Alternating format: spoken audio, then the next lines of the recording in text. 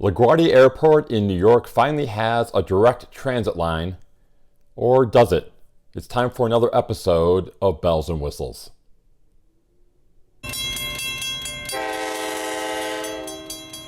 Hello everyone, Bill Wilson, Editor-in-Chief of Railway Track and Structures, with a look at the top news stories we were following the week ending October 15th. Valley Line Southeast LRT project contractor TransEd announced on October 12th that the Edmonton project, which was reset to be complete in 2021, would now not be finished until March 2022. A longer than expected testing project for the trains on the new line and the COVID-19 pandemic are the two biggest reasons for the most recent delay. TransEd said 95% of the project is complete, but the contractor is still seeing positive COVID cases in its workforce, and that impacts the ability to move forward efficiently. The original deadline for project completion was 2020.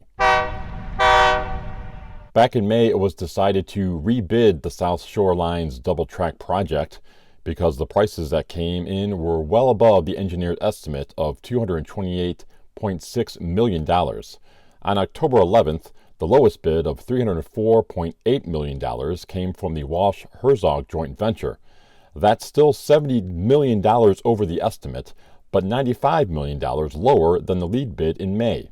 The Northern Indiana Commuter Transportation District Board of Trustees also pulled items from the job this time around. The board will now review the new bids for approval, which should happen in the next 30 days. Construction for the Scarborough Subway extension in Canada continues as crews dig even deeper to build the massive excavation needed for the project's large tunnel boring machine. The drill rigs have moved out and the excavators have moved in to dig out and remove materials from the site to create the hole that is big enough. Last month, crews completed the drilling of over 300 reinforced concrete columns to support the launch shaft for the tunnel boring machine, which is expected to arrive in the early 2022. The launch shaft is 80 meters long, 30 meters wide, and 25 meters deep.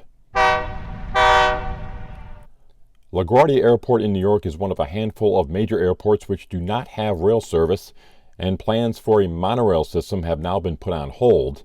Over the last few weeks, politicians have been calling for the project to be canceled, even though the Federal Aviation Administration reviewed other forms of transportation, including an extension of the subway system, and said the monorail was the best option. An environmental group also has filed a lawsuit against the $2 billion 1.5-mile project. This week, the Port Authority of New York and New Jersey said it was undertaking a thorough review of potential mass transit options to LaGuardia Airport. Well, that's a look at the top news stories we were following the week ending October 15th. For the latest news, go to www.rtnds.com.